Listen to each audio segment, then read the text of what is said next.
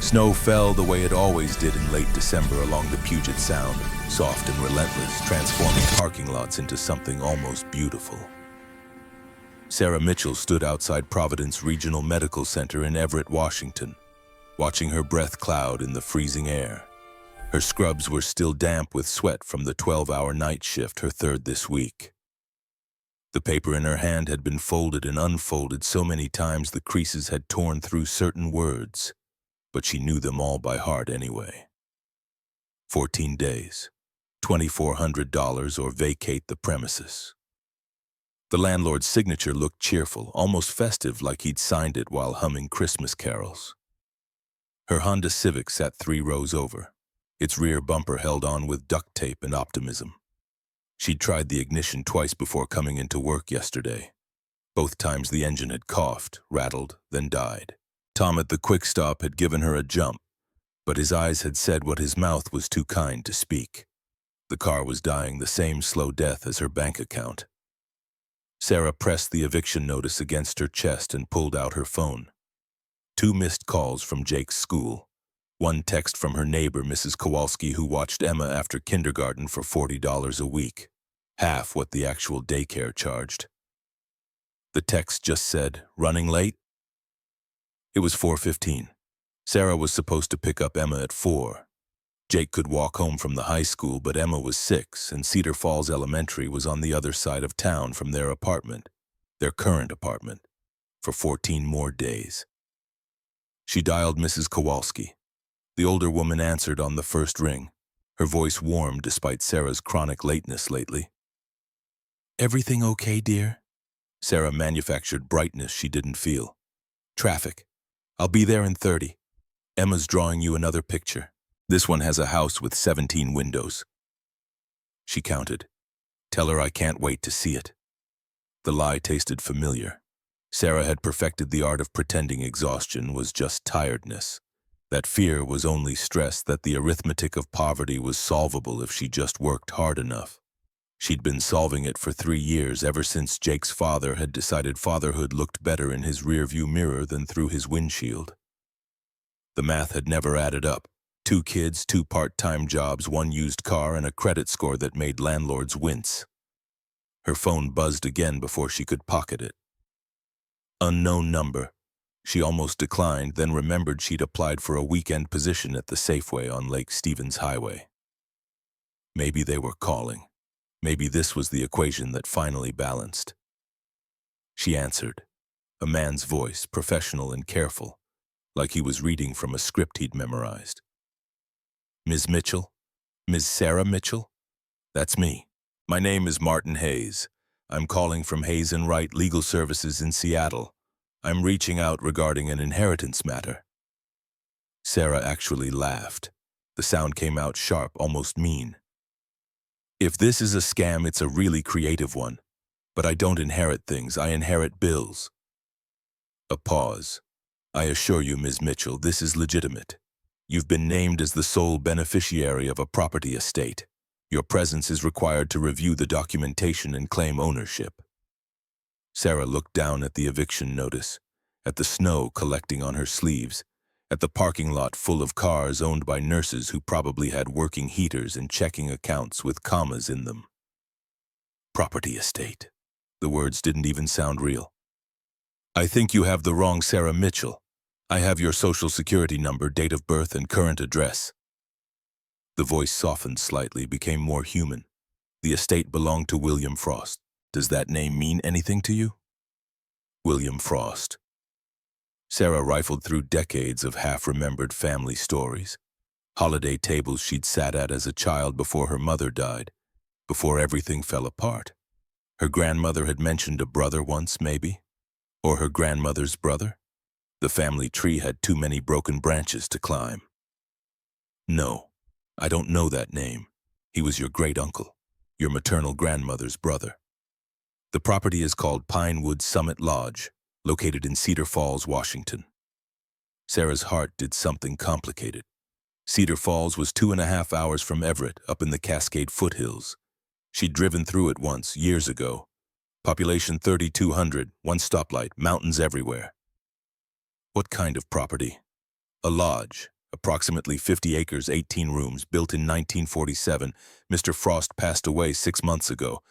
You're listed as his closest living relative. The snow kept falling. A car alarm went off somewhere.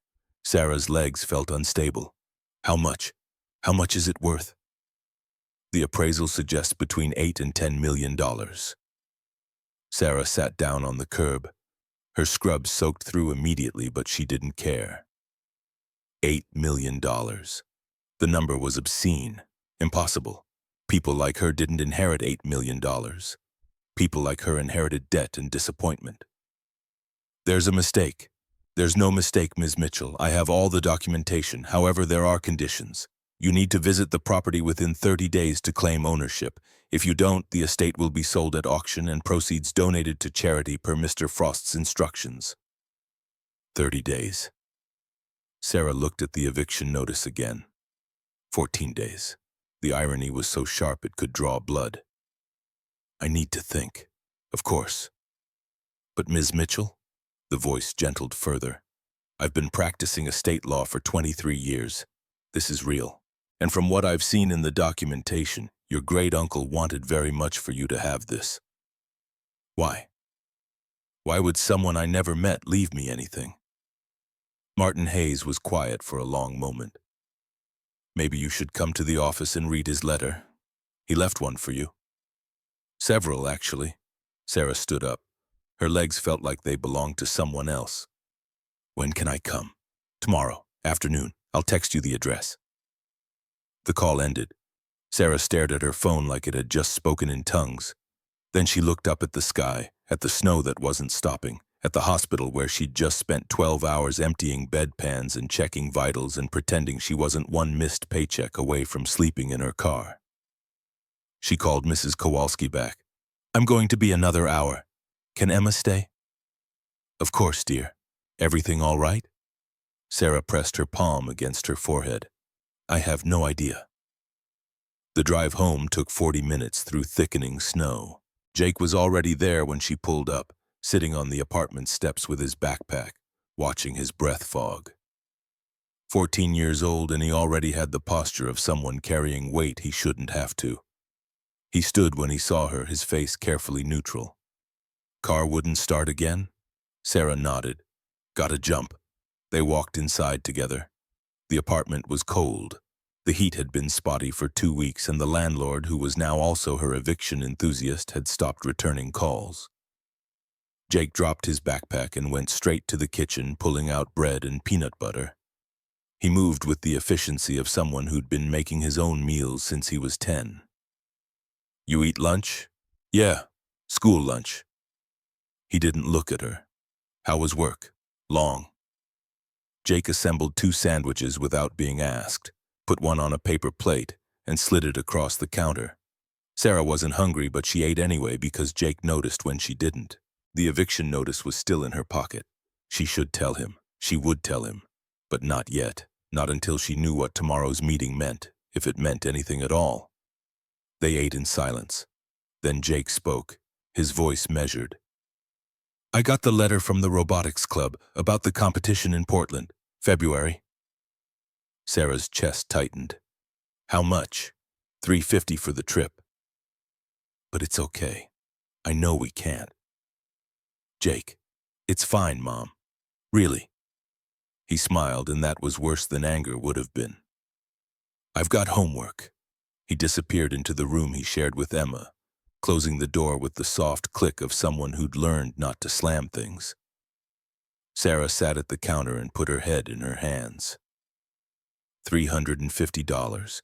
It might as well have been $3 million, except now there was this other number floating in her head. $8 million. $10 million. It couldn't be real. She picked up Emma at 5:30. Her daughter exploded out of Mrs. Kowalski's front door like a small blonde grenade, brandishing a piece of construction paper covered in marker. I drew our house, the one we're going to live in forever. Sarah crouched down. Emma smelled like crayons and apple juice. Let me see. The house had 17 windows, just like Mrs. Kowalski had said. It also had a door painted bright red, smoke coming from a chimney, and 3 stick figures holding hands in front. Neat labels identified each figure: Mommy, Jake, Emma, under the house, in letters that wandered drunkenly across the page. This is us when we don't move again. Sarah pulled her daughter close. It's beautiful, baby. Can we really have a house like this? The question landed like a fist. Sarah kissed the top of Emma's head. Someday. Promise? Sarah had learned not to make promises she couldn't keep, but Emma's eyes were so wide, so trusting, so desperate for something stable to hold on to. I promise we'll try really hard. It wasn't enough, but it was all she had. That night, after Emma fell asleep clutching her drawing and Jake finished his homework in stubborn silence, Sarah sat in the dark living room and Googled Pinewood Summit Lodge. The search returned surprisingly little. A few archived newspaper articles from the 1950s and 60s, some historical society references. A Zillow listing that estimated the property value at $9.2 million and noted it had been off-market for 40 years. She found one photograph from 1953, black and white, slightly blurred. A massive 3-story building made of dark wood, stone chimneys rising from the roof, a wide porch wrapping around the front, mountains in the background, a group of people standing on the steps smiling. The caption read, Pinewood Summit Lodge hosts annual Veterans Reunion. Sarah zoomed in on the faces. They looked happy, actually happy, not the forced happiness of people posing for cameras. There was something about the building itself, even in the old photograph, that felt solid, permanent, like it had been there forever and would be there forevermore. She clicked through more search results, found a Reddit thread from 2 years ago. Anyone know what happened to Pinewood Lodge near Cedar Falls? Used to be this old resort. Looks abandoned now. The replies were sparse. One person said their grandparents had stayed there in the 70s. Another mentioned rumors of it being haunted. A third commented, owner was some old guy who never left. Heard he died recently. Place is probably falling apart. Sarah closed her laptop. Tomorrow she'd drive to Seattle, meet this lawyer, and find out exactly what kind of cosmic joke the universe was playing. She'd probably walk out with nothing except wasted gas money and the same eviction notice burning a hole in her pocket. But tonight, just for tonight, she let herself imagine. A house with 17 windows, 3 stick figures who didn't have to move again. Her phone buzzed, a text from Martin Hayes with an address on Pike Street and a time, 2 p.m. She replied, I'll be there. Then she went to bed and dreamed of snow that never stopped falling. The law office occupied the 2nd floor of a brick building wedged between a coffee shop and a dry cleaner. Sarah arrived 15 minutes early, mostly because she'd been too anxious to sit in her car any longer. The waiting room had leather chairs that creaked when she sat down, framed diplomas on the walls, and a receptionist who looked up from her computer with a smile that seemed genuine. Mr. Hayes is expecting you. Just a moment. Sarah's palms were sweating. She'd worn her nicest outfit, which was really just her least stained pair of black pants and a sweater that didn't have holes. Jake had insisted on staying home with Emma, promising he'd make her mac and cheese for lunch. He'd looked relieved when Sarah said she was going alone, like maybe if he didn't witness whatever disappointment was coming, it wouldn't hurt as much. Martin Hayes emerged from an inner office. Mid-50s, silver hair, glasses, the kind of calm demeanor that probably put anxious clients at ease. He extended his hand. Ms. Mitchell, thank you for coming. His handshake was firm. He led her back to his office, which was small but organized, every surface covered in neat stacks of files and papers. He gestured to a chair across from his desk. Can I get you anything? Coffee, water? I'm fine. Sarah wasn't fine. Her heart was hammering. Can you tell me if this is real? Martin sat down and pulled a thick manila folder from his desk drawer. It's real. He opened the folder, revealing documents, photographs, maps. William Frost was a very private man, but very particular about his wishes. He updated his will 6 times in the last decade, always with the same instruction. Find Emily Frost's descendants. Emily was my grandmother. Yes, She left Cedar Falls in 1950. William spent considerable resources trying to locate her over the years. He never succeeded. She changed her name when she married, moved several times. By the time our firm was hired to conduct a comprehensive search after his death, we were working primarily through DNA databases and genealogical records. Sarah leaned forward.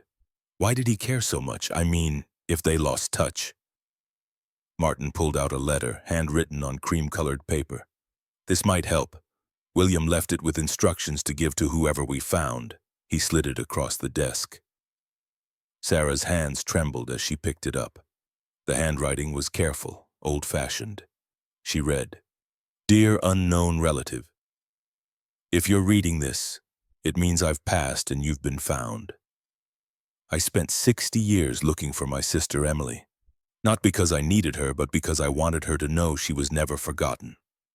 Family isn't just blood, it's also choice and memory, and the stubborn refusal to let go of the people we love. I built Pinewood Summit Lodge in 1947 with money I saved during the war. I built it because I came home broken and needed somewhere to heal that wasn't a hospital or a bar. It worked. Then I opened it to others who needed the same thing. For 38 years, that lodge was home to hundreds of families, veterans, people who just needed time to breathe. I closed it in 1985. I'll spare you the details, but I failed someone I'd promised to protect. I couldn't guarantee safety anymore, so I shut the doors. I lived there alone until my body gave out and I had to move to assisted living. The lodge is yours now, not because you earned it, but because you're family. And family is who we pass things to when we're done. If you need it, keep it. If you don't, sell it. But visit first. Spend a week. Walk the halls. Sit by the fire. Read the guest books if Tom kept them. Understand what it was before you decide what it could be. You don't owe me anything, but I hope you'll give Pinewood a chance to be what it was always meant to be. A place where people belong.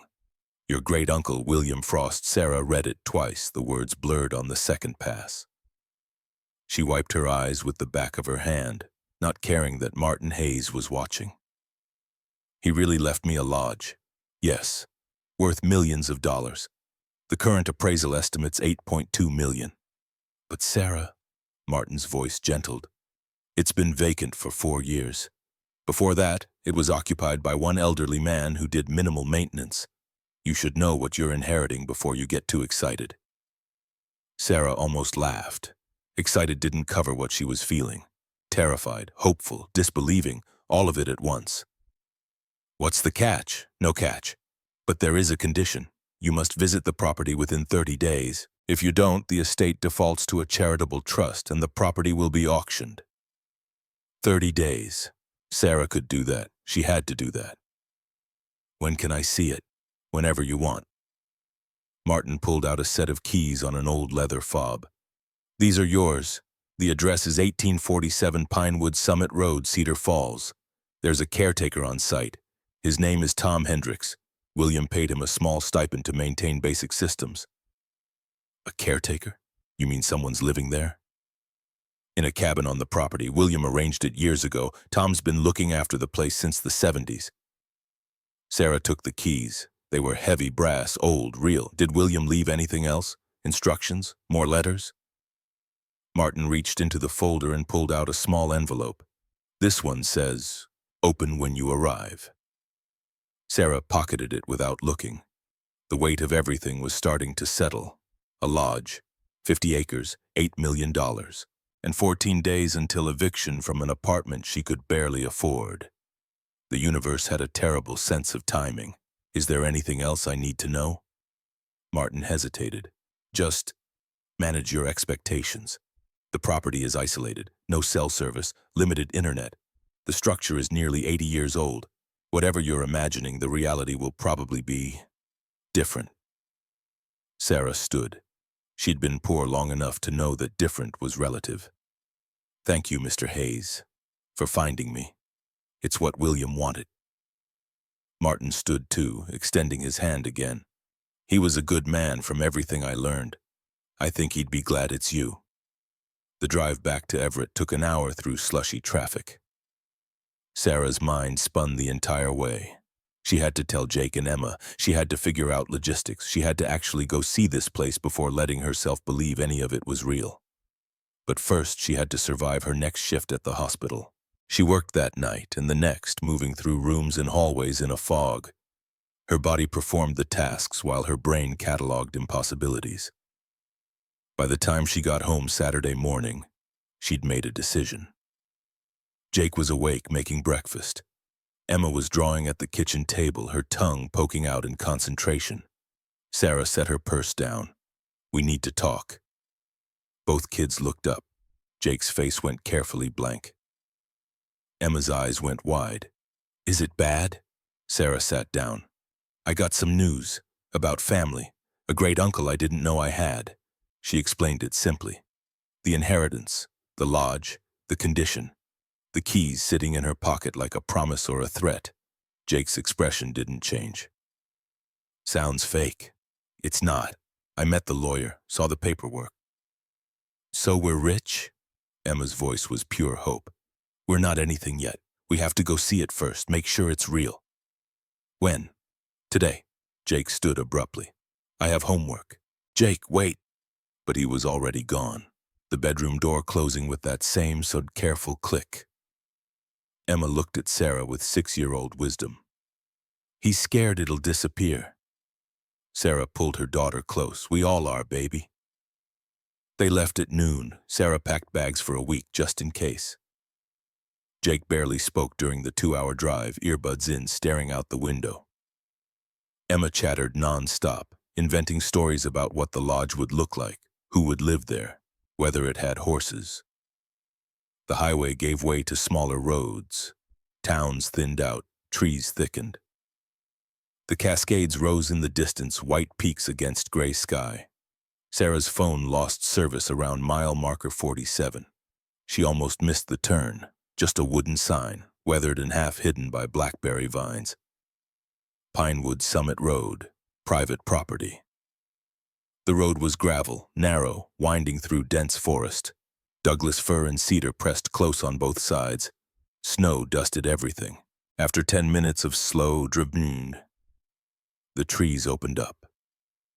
And there it was, 3 stories of dark wood and river stone, massive timbers framing tall windows, a stone chimney rising from the center like a monument. Wide porches wrapping the first floor, steep roof designed for snow. It sat in a clearing, mountains rising behind it, looking exactly like the photograph Sarah had found online, except bigger. More real, more impossible. She stopped the car. Nobody spoke. Emma finally whispered, "It's a castle." Jake pulled out his earbuds. "Holy shit." Language, Sarah said automatically, but she understood. Holy shit was right. They got out. The air was cold and thin and smelled like pine. Sarah's boots crunched on gravel as she approached the front steps. They were stone, worn smooth in the center where decades of feet had climbed. The porch was clear of snow, like someone had swept it recently. The front door was huge, 8 feet tall, solid wood with wrought iron handles. Sarah pulled out the keys. Her hands shook as she fitted the largest key into the lock. It turned smoothly. The door swung open. Inside was darkness and dust and the smell of old wood. Sarah found a light switch on the wall. She flipped it. Nothing happened. "No electricity," Jake said. "Not surprising." They stepped inside. Weak winter light filtered through gaps in the boarded windows. Slowly, shapes emerged from the gloom. A massive stone fireplace dominating one wall. Exposed beam ceiling soaring 30 feet up. Hardwood floors covered in dust but intact. Furniture draped in white sheets like ghosts. Emma grabbed Sarah's hand. "Is it haunted?" "No, baby, just empty." They explored slowly, carefully. The great hall connected to a dining room that could seat 40. The dining room led to a kitchen with industrial appliances from another era. Beyond that, hallways and doors and stairs leading up and down. Every room told the same story. Abandoned but not destroyed. frozen in time. Guest books on shelves, their pages yellowed. Dishes in cabinets, linens in closets, like everyone had just walked out one day and never came back. Sarah found herself in what must have been the library, floor-to-ceiling shelves, hundreds of books, a reading chair by a window. She pulled back the dusty curtain and looked out at the mountains. This was real. All of it was real. Footsteps behind her, not Jake or Emma, heavier, deliberate. She spun around. A man stood in the doorway, tall, maybe 6'2", late 60s, weathered face, white hair, flannel shirt, work boots. He didn't look surprised to see her. Sarah's heart hammered. "Who are you?" His voice was rough but not unkind. "Tom Hendricks. I take care of this place. You must be Sarah Mitchell." "How did you know we were coming?" "I didn't, but I saw the lawyer's car here 2 weeks ago. Figured someone would show up eventually." He stepped into the room, hands in his pockets. "You planning to stay?" "I don't know yet. We just got here." "Fair enough." Tom looked around the library like he'd looked at it 1,000 times before. "Place holds up okay if you know how to maintain it." "William taught me that." "You knew William? Knew him?" "I worked for him 49 years. Started when I was 19. Fresh out of the army, didn't know what to do with myself. William gave me a job, taught me carpentry, paid me fair." He gestured at the lodge around them. "I've been here ever since." Sarah tried to process this. "You live here?" "Cabin out back, 200 yards west. William set it up so I could keep an eye on things after he left. I run the generator once a month, check the pipes, make sure nothing's leaking or rotting. The lawyer mentioned a caretaker. I didn't know. Most people don't know." Tom smiled slightly. William liked it that way, kept things simple. Jake appeared in the doorway, Emma behind him. They both stopped when they saw Tom. "This is my son Jake and my daughter Emma." Sarah made the introductions carefully. "This is Tom. He's been taking care of the lodge." Tom nodded at the kids. "Your mother inherit this place fair and square. I'm not here to cause trouble. Just here to help if you need it." "Do you know how to turn on the electricity?" Jake asked. "I do, but it needs work before it's safe. System's old." William updated it in '78, but that was 46 years ago. Tom looked at Sarah. "You planning on staying the week? Like William's letter said?" Sarah hadn't mentioned the letter. "How did you—" "William told me what was in it. He wanted whoever came to understand what Pinewood was before they decided what to do with it." "And what was it?" Tom's expression softened. "Home. For people who needed one." The word hung in the cold air. Sarah thought about her apartment, the eviction notice, the way Jake had stopped asking for things because he knew the answer would be no. She thought about Emma's drawing of a house with 17 windows. She thought about William Frost's letter. A place where people belong. "Can you show us how things work? The generator, the water, all of it?" Tom nodded. "I can do that." They spent the next 2 hours learning the lodge's systems. Tom led them through the basement where the generator squatted like a mechanical beast. He showed Jake how to prime it, check the oil, start it safely. When it roared to life, lights flickered on throughout the building. Emma clapped. "It's alive! Just electricity, but close enough." Tom showed them the water heater, the furnace that would need parts before it ran again, the fuse box with handwritten labels in William's careful script. Upstairs, he showed them which rooms were safest to sleep in, where the linens were stored, how to build a fire in the great hall fireplace. He moved through the lodge like he'd memorized every inch. "You really love this place," Sarah said. Tom paused in the hallway. "Spent my whole adult life here. Hard not to love something you've lived with that long." They chose 3 bedrooms on the 2nd floor. Tom helped Sarah find sheets that weren't too moth-eaten, showed Jake how to check for leaks around the windows, made sure Emma's room had enough blankets. By evening, the generator was humming, the great hall fireplace was crackling, and the lodge felt almost inhabitable. Tom made a pot of coffee on the ancient stove and they sat around the fire while darkness fell outside. "I'll come by tomorrow," Tom said. "Bring some supplies from town. Wood, food, whatever you need." His eyes met Sarah's. William left money for maintenance. I've got access to the account. Whatever repairs you want done, I can arrange it. Sarah wrapped her hands around her coffee mug. Why are you doing this? You don't know me. No, but I knew William, and he wanted this place to matter again. Tom stood draining his cup. He wanted someone to care about it the way he did. Maybe that's you. Maybe it's not, but you deserve a chance to find out. He left through the front door, disappearing into the darkness beyond the porch lights. Jake stared into the fire. This is insane. Emma was already asleep on the couch, wrapped in blankets. Sarah looked at her son. I know. Are we really staying here? For a week. Like the letter said, then we'll decide. What if it's falling apart? What if we can't afford to fix it? What if... Sarah cut him off gently. What if we stop asking what if and just see what happens? Jake didn't answer, but he didn't argue either. That night, Sarah lay awake in a bedroom that had once housed strangers who'd become guests who'd become memories. The ceiling beams were hand-hewn. The windows looked out at mountains she couldn't see in the darkness. The mattress was lumpy and the sheets smelled like cedar and thyme. She pulled out the second envelope Martin Hayes had given her, the one marked "Open when you arrive." Inside was a simple note and $500 in cash. Sarah, you made it. That takes courage. The money is for your first week. Groceries, gas, whatever you need. The rest you'll have to earn. Not because I want to make this hard, but because Pinewood doesn't give things for free. It gives them to people who are willing to fight. There's a locked room on the 3rd floor. Tom has the key. When you're ready, ask him to open it.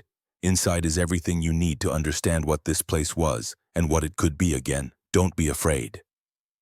William Sarah folded the note carefully. Downstairs, the generator hummed. The fireplace crackled. Her children slept under the same roof for the first time in a building that belonged to them. Sort of. Maybe. Outside, snow began to fall again. The mountains stood silent, and Pinewood Summit Lodge, empty for so long, held 3 people who desperately needed it to be more than just wood and stone. Sarah closed her eyes. Tomorrow she'd ask about the locked room. Tomorrow she'd start figuring out what William Frost had really left her. Tonight she'd sleep in a house that might actually let them stay. Morning arrived with pale light filtering through gaps in the window boards. Sarah woke to the smell of wood smoke and something cooking. She found Tom in the kitchen, eggs sizzling in a cast-iron pan older than both of them combined. Figured you'd need breakfast. He gestured at the propane camp stove he'd set up on the counter. Main stove needs parts. This'll do for now. Jake appeared, hair sticking up, looking more rested than Sarah had seen him in months. Emma followed, dragging her stuffed rabbit. They ate scrambled eggs and toast made over the fire. It tasted better than anything Sarah had cooked in the cramped apartment kitchen. Maybe hunger was the best seasoning, or maybe it was hope. Tom finished first, setting his plate in the ancient porcelain sink. You ready to see the 3rd floor? Sarah's pulse quickened. The locked room. William's note had said Tom had the key. What's up there? Archive room. William sealed it 20 years ago, only opened it twice since then, far as I know. Tom pulled a small brass key from his pocket. He wanted whoever inherited the lodge to see what it meant to people, not just what it looked like. They climbed 2 flights of stairs, the wood creaking under their weight. The 3rd floor hallway was darker, narrower. At the far end, a door stood apart from the others. The wood was walnut instead of pine, and carved into the frame were delicate snowflakes, each one different. Tom fitted the key into the lock. The mechanism turned smooth as water. Before I open this, you should know what you're looking at isn't just stuff. It's lives. The door swung inward. The room was maybe 20 by 15 feet. Clean, impossibly so, like dust had been forbidden entry. Shelves lined 3 walls holding boxes labeled by year in careful handwriting. A large desk dominated the center, its surface bare except for a leather-bound journal. Against the 4th wall stood a glass cabinet containing watches, rings, medals, coins, objects that caught the weak morning light and held it. Sarah stepped inside. The air smelled faintly of cedar and old paper. She picked up the journal. The first page read, Archive of Pinewood Summit Lodge, 1947-1985. In memory of all who found sanctuary here. She turned pages. Each entry documented a family or individual who'd stayed. Names, dates, brief notes: Morrison family, veteran father, 3 children. Stayed April-June 1952, father regained ability to sleep. Children thrived. A few pages later, Rodriguez family, fleeing domestic situation. Stayed January 1968, 2 months. Mother found employment in Cedar Falls, children enrolled in school, hundreds of entries, thousands of days. Lives that had intersected with this building and left changed. William kept track of everyone. Jake was looking over her shoulder. Tom stood in the doorway. He believed places had memories. Said somebody needed to be the keeper. Sarah moved to the glass cabinet. The items inside weren't random. Each had a small tag. Omega Watch, RAF pilot James Hendrick, 1954. Left behind with note, keep time, don't let it keep you. Wedding ring, Amanda Chen, 1956. Married in the Great Hall, too happy to remember to pack everything. These people just forgot this stuff? Some forgot. Some left it on purpose. Donations, thanks, couldn't bear to take memories with them. Tom's voice was quiet. William kept it all. After 10 years unclaimed, he had pieces of praise, documented everything. Said it wasn't his to sell, it was Pinewood's. How much is it worth? The question felt crass but necessary. Tom pulled a folder from the desk drawer. Appraisal from 5 years ago. Man named Gregory Walsh came up from Seattle. He's in here. Sarah opened the folder. The letterhead read Walsh and Associates Certified Appraisers. The document was thorough. World War II medals from 15 countries, 45,000. Antique timepieces and jewelry, 85,000. Silver dollars and rare coins, 30,000. Vintage photographs and documents, 15,000. Miscellaneous items of historical value, 45,000. Total estimated value, $280,000, with a note: values adjusted for 2019 market. Recommend updated appraisal if considering sale. Sarah's hands shook. Between this and the hidden collection William mentioned, there might be enough to actually fix the lodge. To make it livable. To turn it into something. Can I take this? She held up the appraisal. It's yours. Tom pulled out another envelope from the desk. So is this. William left it for whoever opened this room. The envelope was sealed with red wax, an old-fashioned W pressed into it. Sarah broke the seal. Inside, a single sheet of paper in William's careful script. If you're reading this, you've decided to understand, rather than just inherit. That matters. The collection represents 38 years of gratitude from people who had little to give except objects. I kept them as testimony. Proof that Pinewood mattered. You'll need money to restore this place. You have my permission to sell what's necessary. But not all of it. Some pieces aren't about value, they're about remembering we were part of people's healing. Choose wisely. And when you display what remains, tell their stories. That's the real inheritance. Sarah folded the letter. Her throat felt tight. She'd spent 3 years in survival mode, every decision calculated in dollars and cents. Now she was holding permission to sell pieces of other people's lives to save a building she'd known for less than 24 hours. Mom? Emma was standing at the cabinet, her small face reflected in the glass. Can we keep the pretty ones? We'll keep some, baby. Sarah crouched down beside her daughter, the ones with the best stories. The next 3 days blurred into inventory. Sarah photographed every item, cross-referenced William's journal entries, made lists. Tom helped, his memory filling gaps in the documentation. That pocket watch was from a railroad engineer who stayed here after his wife died. Needed 6 months to figure out how to live alone. And that medal belonged to a Marine who liberated a camp in Germany. Came here because he couldn't sleep anywhere with locks on the doors.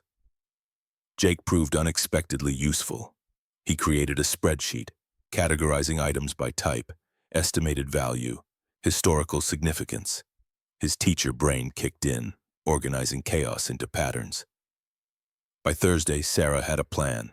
She'd sell 30% of the collection, pieces with the highest value but least emotional resonance. That would generate around $80,000, maybe more with updated appraisals. Enough to start repairs, not enough to finish them. She called Gregory Walsh from Tom's cell phone, the only place on the property with signal if you stood on the roof of his cabin. The appraiser's voice was warm, professional. "Ms. Mitchell, I wondered if I'd hear from you. How can I help? I need an updated appraisal on the Pinewood collection and potentially facilitate sales. You're moving forward with restoration?" A note of approval colored his words. "Trying to. Good. William would be pleased. I can come up Saturday if that works. Should take most of the day to update valuations." Perfect. Sarah hung up and stared at the mountains. The property was beautiful, isolated, impossible, and somehow, terrifyingly, it was starting to feel possible. Saturday brought Gregory Walsh and a reality check. The older man arrived in a Subaru packed with equipment, scales, reference books, cameras. He moved through the archive room with the reverence of someone who understood he was handling fragments of human experience. By late afternoon, he had numbers. The collection had appreciated. New total, $340,000. Some metals were rarer than he'd initially assessed. One pocket watch turned out to be a prototype. A set of photographs documented a historical event Gregory recognized from his own research. If you sell 30% as you mentioned, you're looking at roughly $100,000. More if we find the right buyers for specific pieces. Sarah did the math. $100,000 would cover electrical rewiring, plumbing updates, roof sealing, basic interior restoration. It wouldn't cover furniture, supplies, permits, insurance, or 6 months of operating costs. But it was a start. How long to arrange sales? 2 months, maybe 3. I have collectors who'll want these items. We'll need proper documentation, provenance verification. He looked at her seriously. You understand these sales are final? Once they're gone, they're gone. I understand. And you're comfortable with that? Sarah thought about Emma's question. Can we keep the pretty ones? She thought about William's letter. Some pieces aren't about value. No, but I'm comfortable with trying to save this place. That's going to have to be enough. Gregory nodded. I'll draw up the paperwork. You'll have funds by mid-February. After he left, Tom found Sarah sitting in the great hall. She'd built a fire more for comfort than warmth. The flames painted shadows on the walls. You did the right thing. Tom settled into the chair across from her. Did I? Feels like I'm selling pieces of people's lives to fix a building I might not even be able to maintain. William did the same calculation every month for 38 years, weighed the cost of staying open against the cost of shutting down. He always chose to keep the doors open, even when it hurt. What happened in 1985? The incident that made him close? Tom was quiet for a long moment. A child got lost during a family's stay. 7 years old. Wandered off exploring, found the old tunnels in the basement. Took us 3 days to locate her. She was fine, scared but unharmed. Parents were traumatized. William blamed himself. That's why he shut down? One scared kid?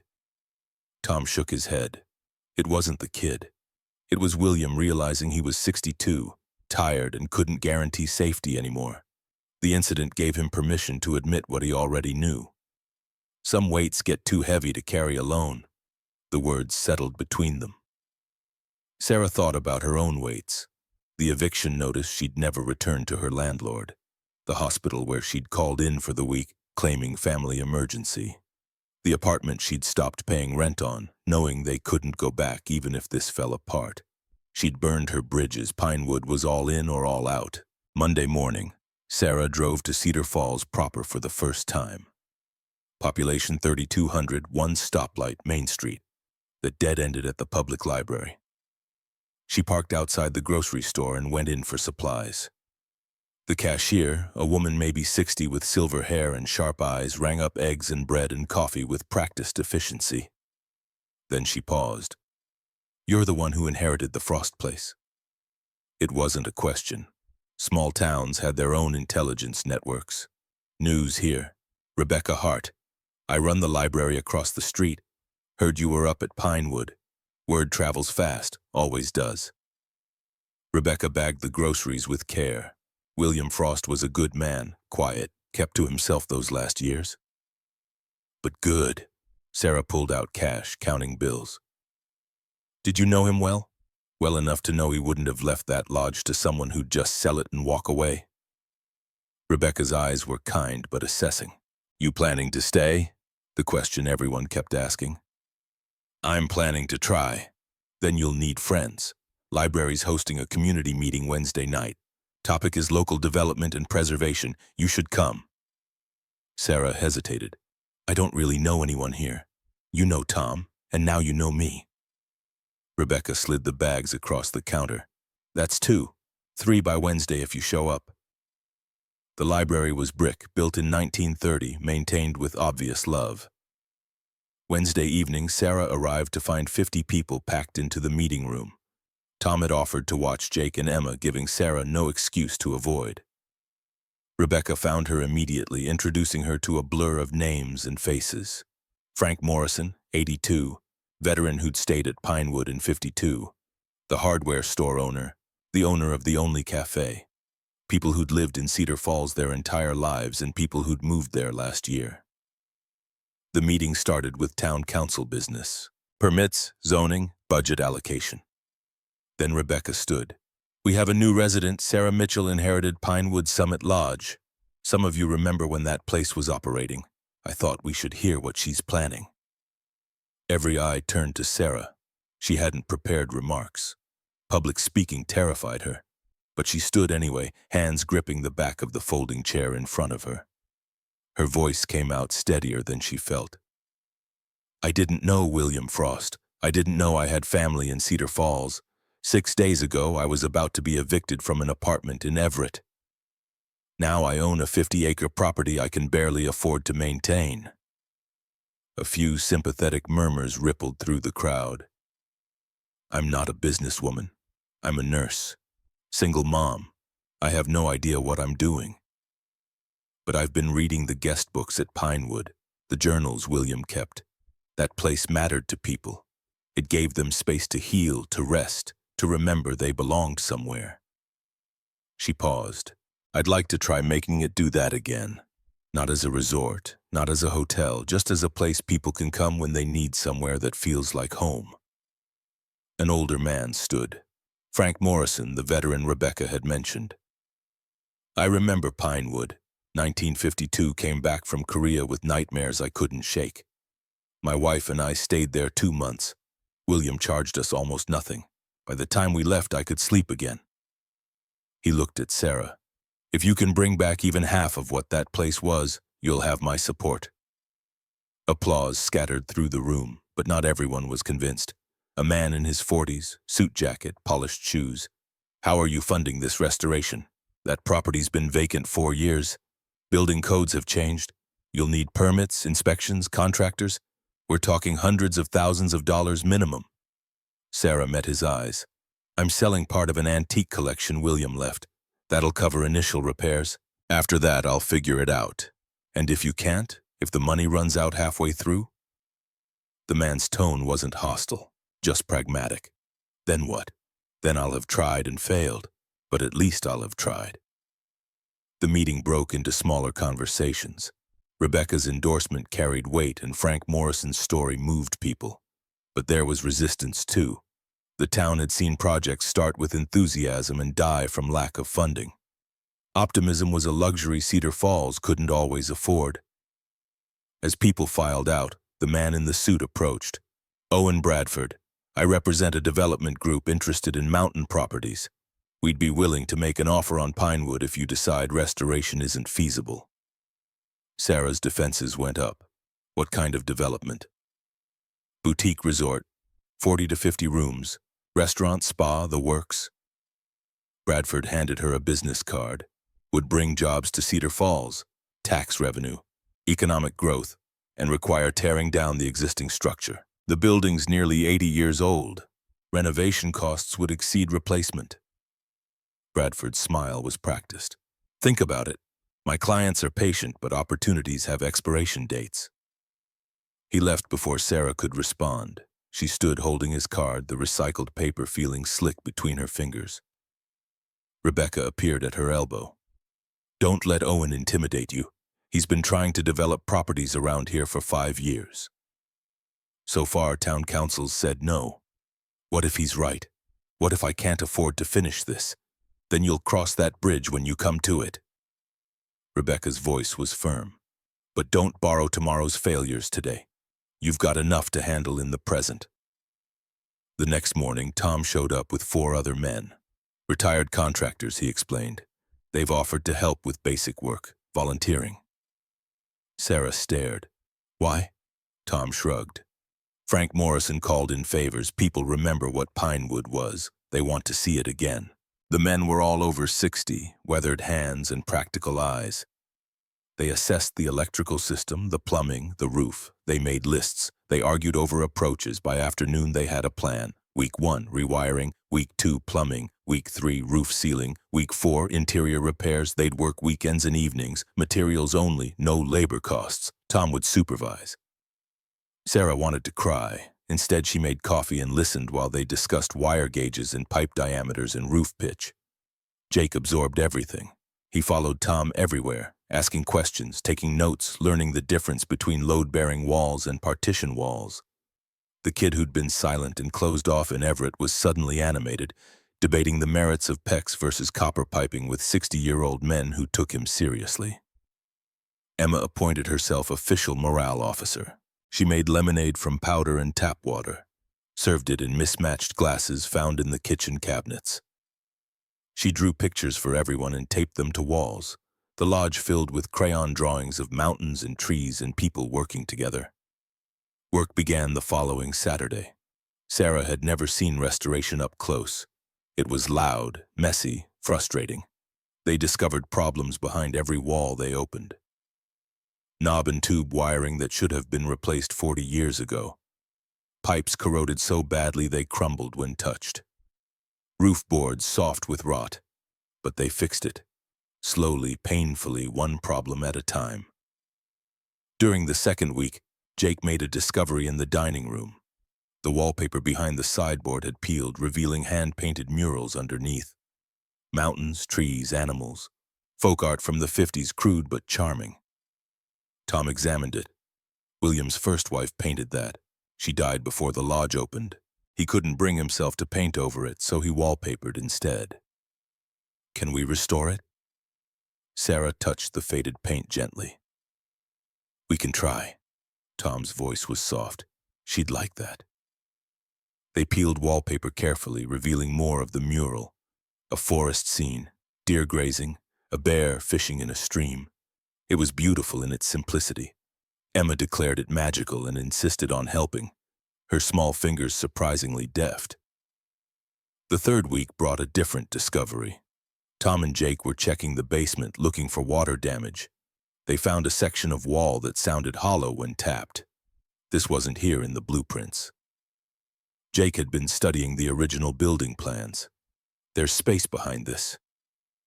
Tom examined the wall more closely. Storage room, maybe. William mentioned sealing off sections that needed too much work. Let me get tools. They removed boards carefully. Behind the false wall was a steel door, small, with a combination lock. Tom tried obvious combinations. William's birth date, the year the lodge opened. Nothing worked.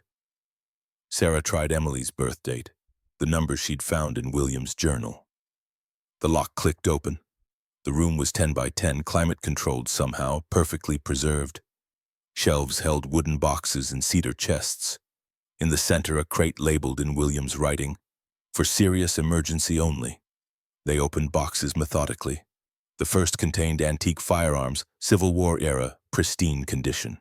The second held Native American artifacts with documentation proving ethical acquisition and museum provenance. The third contained first edition books, Steinbeck and Hemingway and Faulkner, signed by the authors. The crate held something different. Property deeds, surveyor maps, mineral rights documentation, and a note. I kept these separate from the archive for a reason.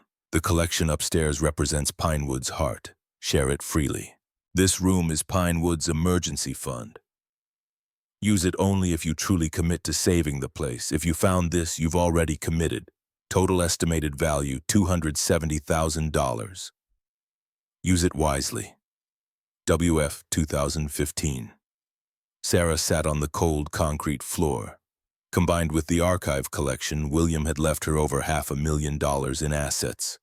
He'd known she'd need this. Known she'd find it at exactly the moment when she'd already invested enough that walking away would hurt. Tom read the note over her shoulder. 50 years I worked here. Never knew about this room. He trusted whoever inherited more than anyone alive. Sarah's voice cracked. That's terrifying. Or it's faith. They brought everything upstairs, documented it, added it to the inventory Gregory Walsh was maintaining. The firearms alone would fetch $85,000 from collectors. The artifacts could go to museums for over $100,000. The books would find buyers. Sarah made new calculations. If she sold half of this hidden collection plus the 30% from the archive, she'd have nearly $200,000. Enough to finish restoration and operate for 6 months. Maybe more if she was careful. She called Gregory with updates. He promised revised estimates by week's end. That night, Sarah couldn't sleep. She wandered the lodge, checking on work completed. New wiring snaked through walls. Pipes gleamed copper bright. The roof was sealed, tested against the rain that had fallen all afternoon. She ended up in the library. Someone had uncovered more books, dusted them, organized them on shelves. She picked one at random, a guest book from 1968. The entries were handwritten, dated, signed. This place saved my marriage. Don and Carol Stevens. My son learned to laugh again here. Margaret Wilson. I arrived broken. I'm leaving whole. Thank you. James Patrick. Page after page, year after year. Proof that Pinewood had mattered. That it could matter again if Sarah could just hold on long enough. Sunday afternoon, as the volunteers were packing up their tools, a truck pulled into the drive. Not Tom's. Newer, cleaner. Owen Bradford stepped out. He surveyed the work in progress, the materials stacked on the porch, the men loading equipment. Impressive progress. Sarah's jaw tightened. Can I help you? Just checking on my investment opportunity. Bradford's smile was sharp. Though I see you're moving forward with restoration. Brave choice. It's the only choice. There are always other choices. He handed her a new card, different from the first. On it, a single number, $200,000. My client's opening offer. Cash close in 30 days. You could walk away with enough to start over anywhere you want. Bradford gestured at the lodge. Or you can spend the next year pouring money into a building that might never turn a profit. We're not selling. Yet. He climbed back into his truck. But you will. Projects like this always run out of money before they run out of problems. When that happens, call me. The offer has an expiration date. He drove away, leaving tire tracks in the fresh mud. Tom appeared beside Sarah. You okay? Sarah crushed the card in her fist. People keep telling me I'm going to fail, like they're hoping for it. Some people can't imagine success that doesn't look like profit margins and quarterly returns. Tom picked up his toolbox. Don't let them make you doubt what you're building. What am I building? Sometimes Sarah wasn't sure anymore. A place people can belong. Same thing William built. Same thing this valley needs. That night, while Jake and Emma slept, Sarah sat at the desk in the archive room. She drafted a business plan on notebook paper. Income sources, room rentals, event hosting, educational workshops, expenses, utilities, insurance, maintenance, staff eventually. Numbers that might work if everything went perfectly and nothing went wrong. The plan was fragile as spun glass. One major repair, one slow season, one unexpected cost, and the whole thing would shatter.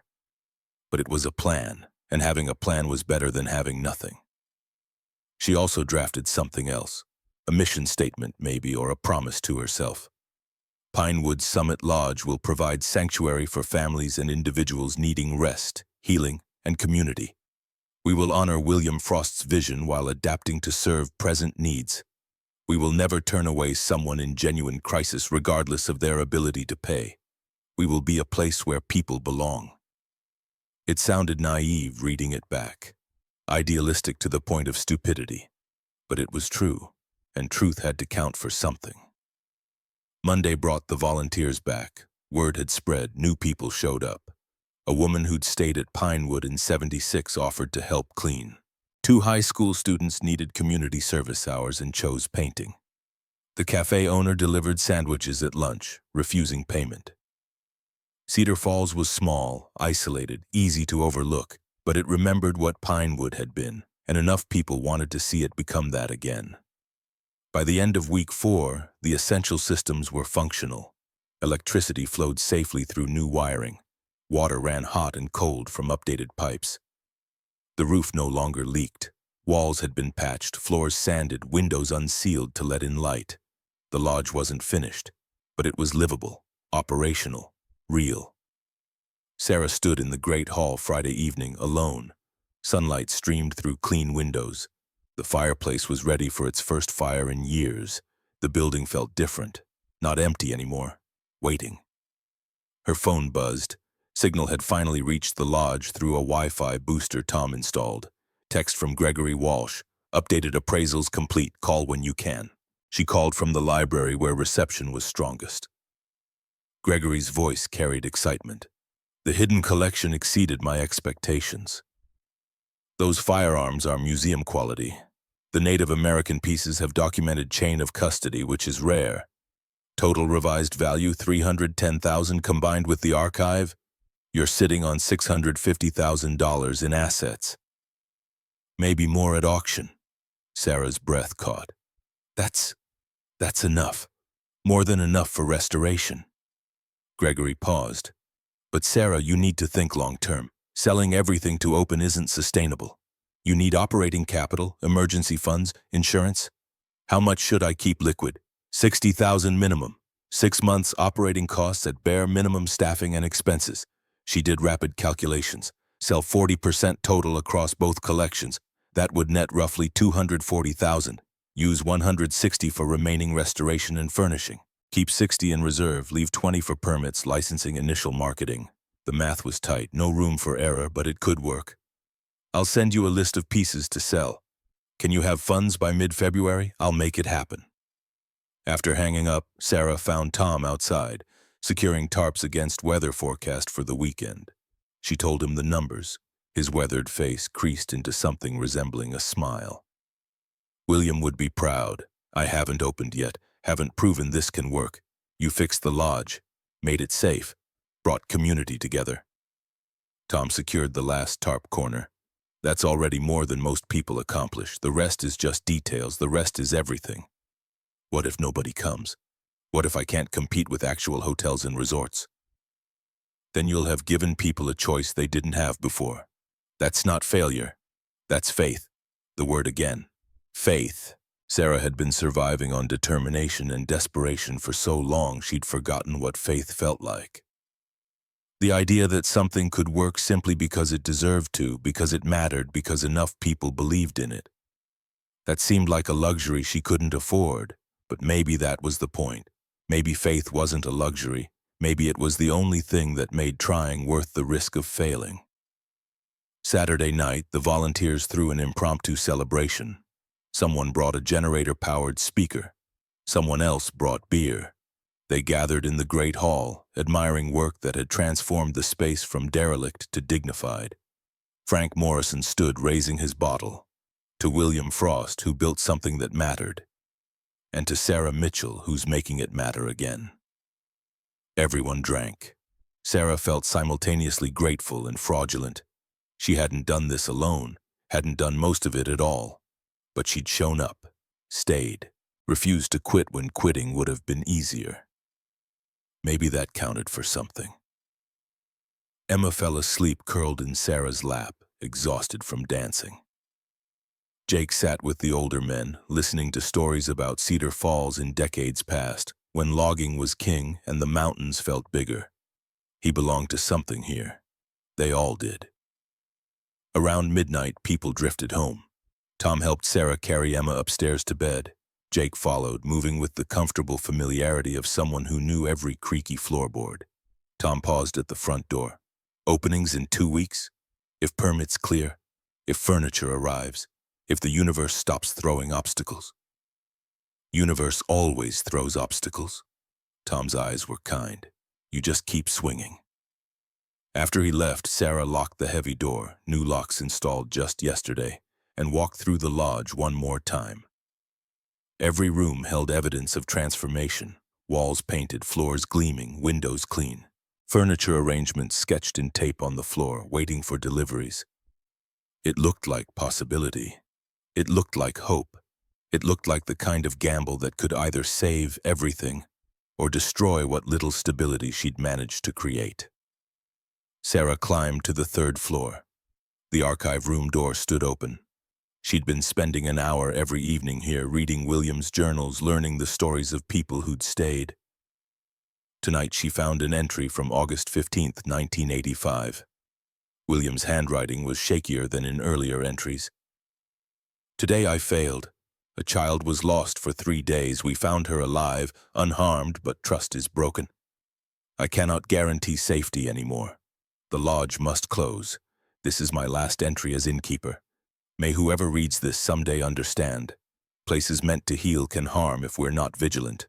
I'm too old, too tired to be vigilant enough. Better to close than to risk another tragedy. W.F. Sarah closed the journal gently. William had been 62 when he wrote that. She was 35. Had decades more strength, supposedly. But she understood his fear. The weight of responsibility for others' safety, their healing, their hope. It was crushing. She'd taken that weight willingly, signed up for it the moment she'd decided to stay, to fight, to believe Pinewood could matter again. There was no going back now, only forward into whatever came next. Outside, snow began falling, light at first, then heavier. By morning, the mountains would be white again. The lodge would be beautiful. And Sarah would take one more step toward opening doors that had been closed for 40 years. She just had to believe they'd open to something worth the cost of getting there. Permits arrived on a Tuesday that felt like mercy. Sarah signed documents at the county office while a board clerk stamped everything in triplicate. Business license, occupancy permit, health inspection clearance, fire safety certification. The bureaucracy of hope, reduced to checkboxes and fees. The furniture trucks came Thursday. Beds for 12 rooms assembled by volunteers who now moved through the lodge like they owned pieces of it. Dressers, nightstands, reading chairs, everything purchased secondhand from hotel liquidation sales, mismatched but functional. Sarah had learned that perfection was expensive. Good enough would have to be extraordinary. Rebecca Hart showed up Friday with boxes of linens donated by churches in 3 counties. Sheets that didn't match, towels in every color, blankets that smelled like cedar chests and other people's kindness. They washed everything twice in the industrial machines Tom had coaxed back to life. Jake rigged a booking system using free software and a computer donated by the high school. Emma made welcome signs with glitter that would never fully vacuum out of the carpets. Tom installed the final light fixtures and declared the electrical work complete. By Sunday, Pinewood Summit Lodge was ready. Not polished, not perfect, but ready. The website went live Monday morning. Jake had built it himself, photographs of the mountains and the lodge, careful language about sanctuary and community and rest. 12 rooms available, rates lower than any hotel within 50 miles. 2 rooms always reserved for families in crisis, offered free through a partnership with social services Rebecca had arranged. The first booking came Tuesday, a couple from Spokane, anniversary weekend arriving Friday. Sarah refreshed the confirmation email 17 times before believing it was real. Wednesday brought 3 more bookings, Thursday 5. By Friday morning, the weekend was fully booked and there were inquiries about the following month. The Spokane couple arrived at 4. David and Jennifer Harrison, 60s, holding hands like newlyweds despite the 40 years David mentioned. They'd stayed at Pinewood in 1978. I proposed in that great hall. David gestured toward the fireplace. Right there. She said yes. Best decision I ever made. Jennifer's eyes were bright. We wanted to see if the magic was still here. More guests arrived through the evening. A family from Seattle with 2 kids Emma's age. A solo traveler, a woman maybe 50 who asked for the quietest room and looked like she needed it. An older man who said he'd heard about Pinewood from Frank Morrison and wanted to see what the old place looked like now. By nightfall, 12 rooms were occupied. The lodge held voices again. Footsteps on the stairs, a child's laughter echoing from the 2nd floor. The building seemed to settle into itself, remembering what it was built for. David and Jennifer renewed their vows Sunday morning in the Great Hall, just the 2 of them and whoever wanted to witness.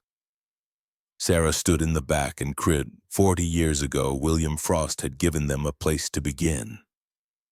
Now they were choosing it to continue. By Sunday afternoon, all the guests had checked out. They left reviews online. One woman wrote, "This isn't a hotel, it's a homecoming." Sarah printed that review and taped it to the refrigerator. The next 6 weeks became rhythm. Bookings came steadily. Some weekends filled completely, others had gaps. Sarah learned to manage uncertainty, to stretch the reserve fund when income fell short, to celebrate small wins.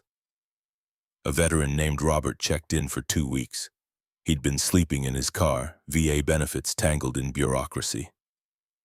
Rebecca had connected him with Sarah. The room was free, the understanding implicit. Robert spent his days hiking Tom's trails and his evenings by the fire, gradually shedding the haunted look he'd arrived with. By week 3, he was smiling. By week 4, he'd found a job at the hardware store and an apartment in town. Before he left, he pressed $200 into Sarah's hand. "People don't save places," Robert's voice was firm. "Places save people, but only if someone keeps the place alive. That's what you're doing." March brought a book club retreat. 15 women who took over the lodge for a weekend, reading and talking and laughing by the fire. They left declaring Pinewood their new permanent venue. By the end of March, they'd netted $11,000. Sarah paid bills, restocked supplies, and allowed herself one cautious breath of relief. Then April brought fire. It started in the electrical panel in the east wing. Old wiring Tom had flagged for replacement but deemed safe enough for now. At 2 a.m. on a Tuesday, sparks became flame, became disaster. Sarah woke to the smoke alarm's scream. She grabbed Emma, yelling for Jake. They stumbled downstairs in the darkness, smoke thick enough to taste. Tom was already there, fire extinguisher in hand, but the flames had spread into the walls. "Get out!" His voice cut through the chaos. "Now!" They evacuated 8 guests into the freezing April night. Sarah counted heads 3 times. Panic making her stupid. Everyone accounted for. The volunteer fire department arrived 20 minutes later. By then, the east wing was gone. Dawn revealed the damage. 6 rooms destroyed. The dining room ceiling collapsed. Smoke and water damage throughout the 1st floor. The structural engineer who came that afternoon delivered his verdict in careful, apologetic language. Unsafe for occupancy. Minimum repairs $120,000. And that's if we don't find more problems when we open the walls. Sarah sat on the front steps, still wearing her smoke-stained pajamas, and watched her dreams smolder. The insurance adjuster arrived the next day. He examined everything with the enthusiasm of someone who'd seen this story before. His assessment came in an email that evening. "Policy doesn't cover electrical fires from deferred maintenance. Claim denied." Sarah read the email 4 times. Then she walked to the archive room and sat in William's chair and put her head in her hands. Jake found her there an hour later. "Mom, we're done." Her voice sounded hollow. "We can't afford this. The reserve fund, $60,000, we need $120 minimum.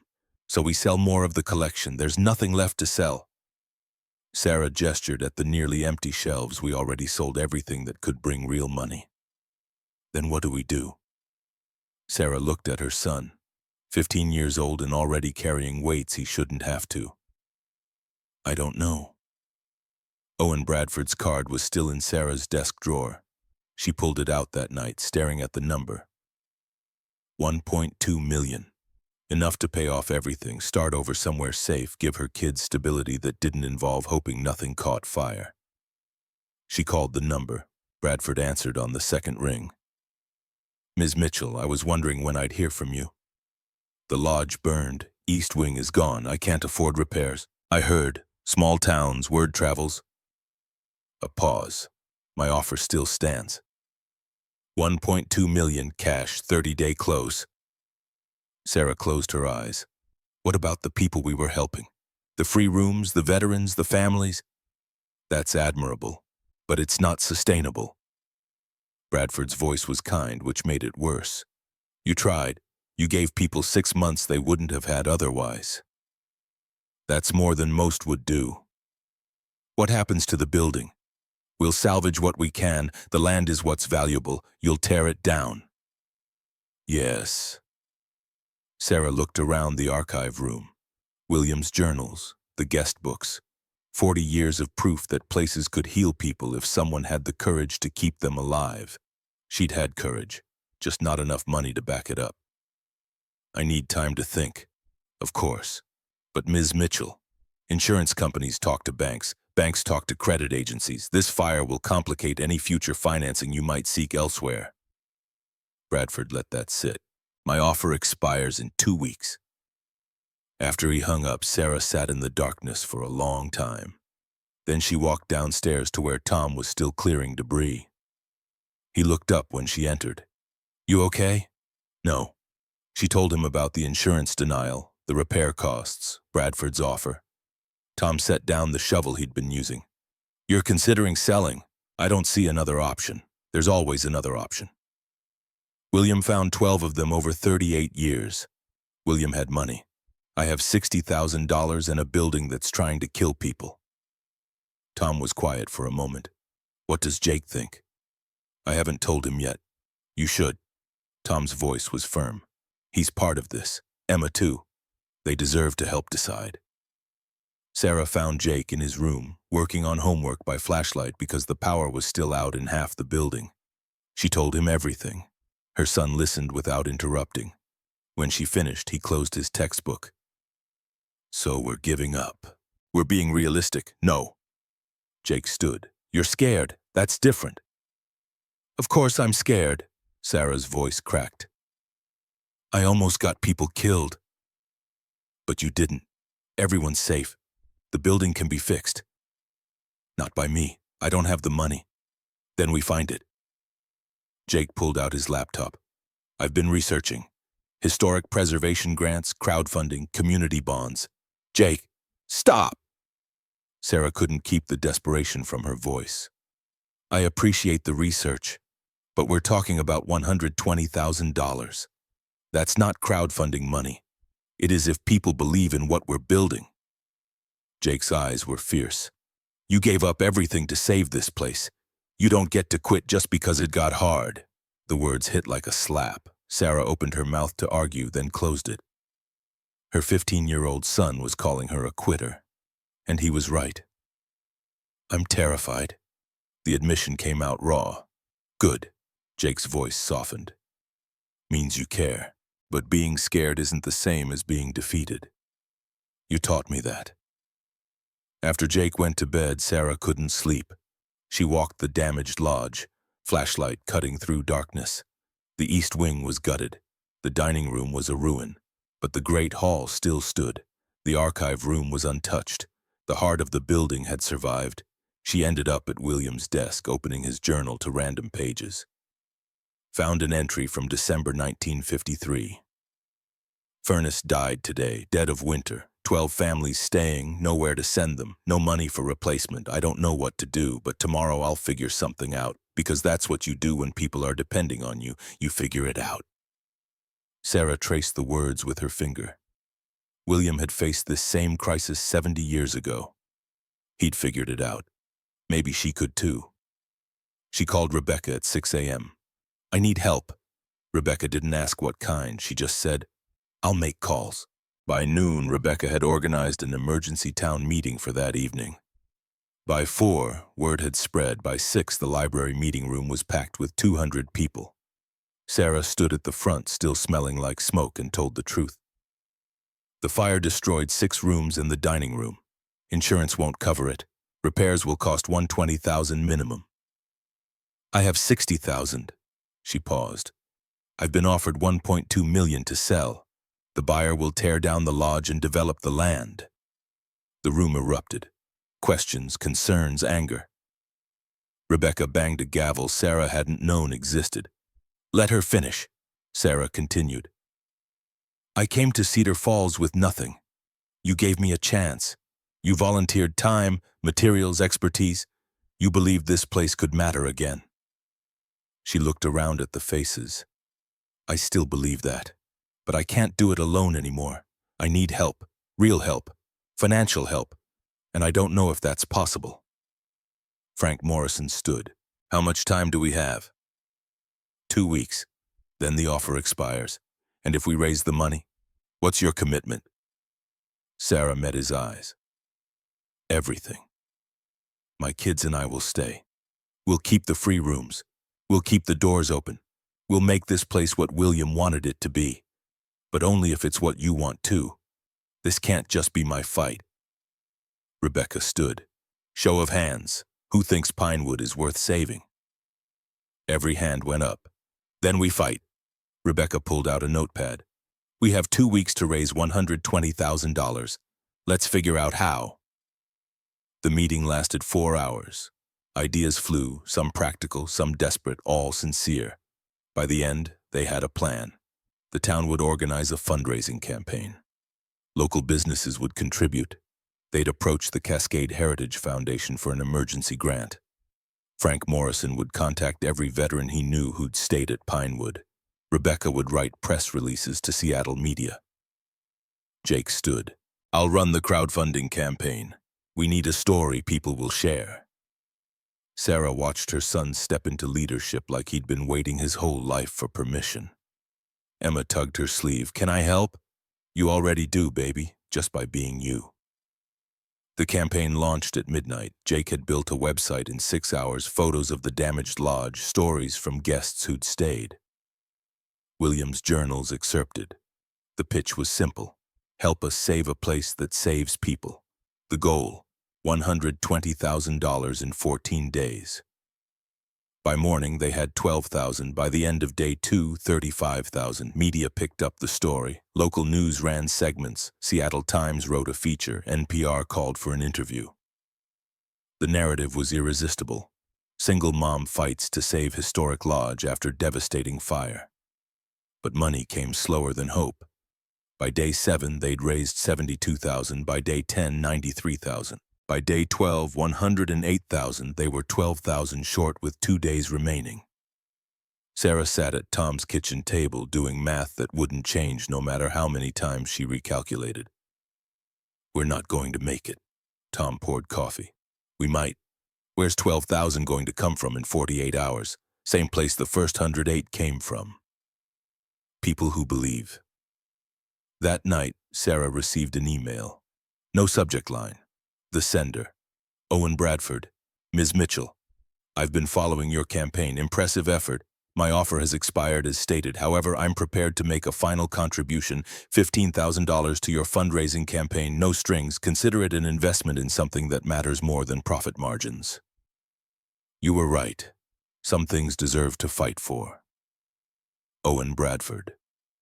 Sarah read it 3 times, then called him. You don't have to do this, I know.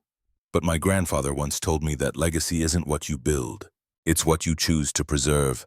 I chose wrong. You're giving me a chance to choose better. The donation pushed them to $123,000.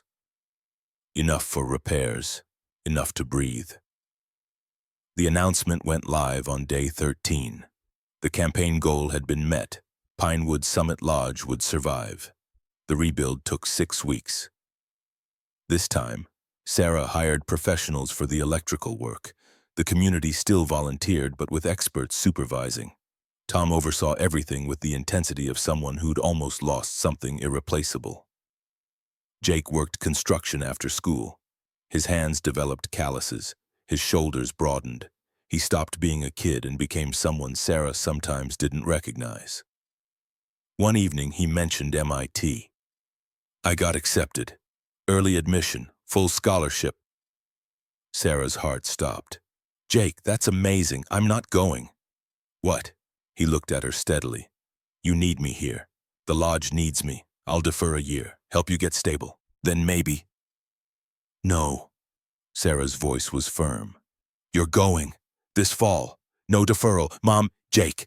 She grabbed his hands. I fought to save this place so you could have choices. Don't give up MIT because you think I can't manage. That's not faith. That's fear. What if you fail? Then I'll fail knowing I gave you the chance to succeed. Sarah pulled him close. Your job isn't to save me. It's to become who you're meant to be. Let me do my job. You do yours. Jake left for MIT in August. Emma started second grade in Cedar Falls Elementary. Tom hired 2 local teenagers to help with maintenance. Sarah promoted one of the part-time staff to assistant manager. The lodge reopened Labor Day weekend. Every room booked. Reviews poured in. The story of the fire and the community's response had created something unexpected. A mythology. People came because they wanted to be part of something that had refused to die. By October, they were profitable again. By November, they'd replenished the emergency fund. By December, Rebecca announced the town council had officially designated Pinewood Summit Lodge a historic landmark, protected forever. On the 1-year anniversary of the fire, Sarah organized a small ceremony. Just staff, volunteers, and people who donated. They gathered in the rebuilt dining room where a plaque now hung. In memory of the fire of April 2025. When the building burned, the community built it back. Some things matter more than profit. Some places are worth every fight. Frank Morrison raised his glass to Sarah Mitchell, who taught us that courage isn't never being afraid, it's being terrified and building anyway. Sarah stood. Her voice shook slightly. I didn't build this alone. You all did. William Frost started something 78 years ago. You kept it alive. I'm just the current caretaker. Tom stepped forward. He'd been quiet all evening. I have something. He pulled out a folder. Found this in William's papers after the fire. It was sealed, addressed to whoever saved the lodge after its darkest hour. He handed it to Sarah. She opened the envelope with trembling hands. To the fighter who stayed. If you're reading this, Pinewood burned. I always knew it might. Old buildings, old wiring, old risks. But you rebuilt it. That takes a kind of strength I'm not sure I had. I opened the lodge because I needed saving. I kept it open because others needed saving too. But buildings don't save people. People save each other. Buildings just give them a place to do it safely. You didn't inherit Pinewood. You earned it. Not through money or luck, but through the hardest currency there is. Refusing to quit when quitting made sense. Keep the doors open, keep the lights on, keep giving people a place to belong. That's all any of us can do. And it's everything.